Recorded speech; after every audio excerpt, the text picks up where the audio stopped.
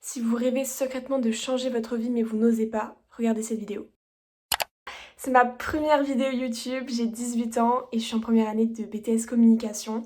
Dans cette vidéo, je vais vous donner mes objectifs, mes conseils et surtout des livres inspirants que j'ai lus en 2024 qui peuvent vous aider pour devenir la meilleure version de vous-même en 2025. On va commencer avec mes objectifs pour 2025. Alors personnellement, j'aimerais vraiment prendre l'habitude de faire du pilates, de lire et surtout faire des vidéos, m'améliorer aussi concernant le montage car j'ai une petite difficulté et aussi arrêter de vouloir tout contrôler, d'arrêter de me focaliser sur la perfection et juste prendre des actions pour progresser. Une autre habitude que j'aimerais garder pour 2025, c'est écrire dans ce journal 5 minutes. En gros, le matin, t'écris 3 choses où t'es reconnaissant, une affirmation positive, que faire aujourd'hui pour que ça soit super, et à la fin, le soir, 3 choses fantastiques qui me sont arrivées aujourd'hui et comment aurais-je pu rendre cette journée encore meilleure. Donc voilà, moi je recommande beaucoup, ça me permet d'être plus positive et d'être reconnaissante, donc un must. Un autre objectif pour moi cette année, c'est d'avoir mon permis de conduire. On me l'a annulé, donc j'espère qu'ils vont me trouver de la place pour 2025. Aussi, réduire mon addiction aux réseaux sociaux, je pense qu'on est nombreux. Moi, je vous conseille l'application Opal, ça vous bloque tout. Ou alors, mettre le téléphone dans une autre pièce, ou carrément supprimer Instagram, c'est ce que je fais. Je supprime, je réinstalle. Et aussi, cette année, je souhaite donner mon énergie aux bonnes personnes et mettre mon énergie dans les choses qui tiennent vraiment pour moi cette année. Voilà, je pense qu'on est bon pour mes objectifs 2025. Je vous conseille à faire pareil sur Notion avec des objectifs clairs et réalisables ou alors en créant un vision board sur Pinterest. Comme ça, vous pouvez vraiment visualiser vos objectifs. Je vous conseille aussi de lire des livres de développement personnel et c'est exactement ce qu'on va voir ici.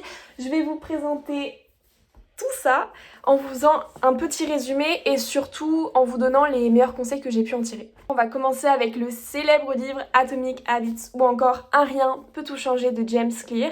Vraiment ce livre, c'est pas nécessaire de le lire, il faut juste que vous compreniez les étapes pour implanter une bonne habitude dans votre vie ou en enlever une mauvaise. La première étape, c'est de la rendre évidente, donc en identifiant les déclencheurs, en concevant un environnement qui favorise vos habitudes et on peut aussi faire la phrase « Je ferai du stretching à 18h dans ma chambre » avec l'action, l'heure et le lieu ou encore utiliser la stratégie de l'empilement, c'est-à-dire utiliser une habitude que vous avez déjà comme par exemple se brosser les dents et après vous rajoutez le stretching. Étape numéro 2, c'est de rendre l'habitude attrayante, c'est-à-dire associer une habitude que vous voulez développer avec une habitude que vous aimez ou alors rejoindre un groupe, ou encore se servir de la dopamine.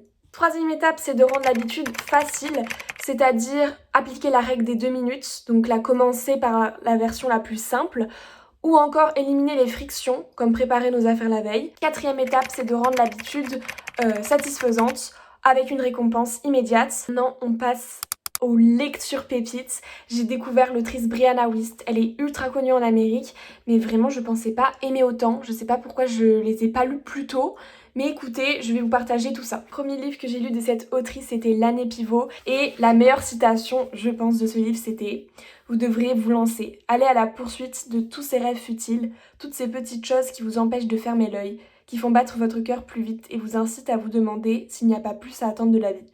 Ces idées qui vous mettent à l'épreuve, qui vous poursuivent et ne vous laissent pas les lâcher. Ne les gardez pas à l'intérieur, ne mourrez pas avec. » Vraiment, ce livre incroyable.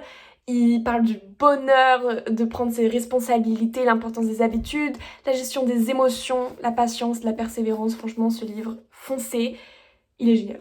La deuxième lecture que j'ai lue de Brianna Wiest, c'était La montagne c'est toi, son livre le plus connu je pense. Et il est vraiment axé sur l'auto-sabotage, donc en fait elle nous donne différentes formes d'auto-sabotage comme par exemple la peur de l'échec, le perfectionnisme, nos croyances limitantes. Et après elle parle de la façon dont nos instincts sont déguisés comme des peurs, on pense qu'on peut prédire l'avenir.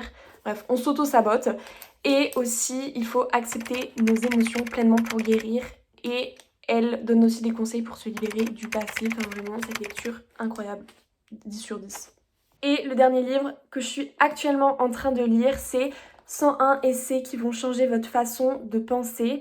Alors je retrouve à peu près les mêmes conseils, mais il y a quand même des choses différentes, comme par exemple 17 idées reçues qui vous empêchent d'avancer, 10 choses que les gens émotionnellement intelligents ne font pas. Vous retrouverez dans la barre d'infos mon compte Goodreads, c'est là où je mets mes prochaines lectures, je mets aussi les notes des livres que j'ai lus avec un avis. Donc voilà, n'hésitez pas à me rejoindre. Cette vidéo est terminée, j'espère vraiment qu'elle vous aura plu. N'hésitez pas à me dire dans les commentaires vos objectifs pour 2025 et des idées de vidéos qui vous intéresseraient sur ma chaîne. Et je vous dis à bientôt, bisous.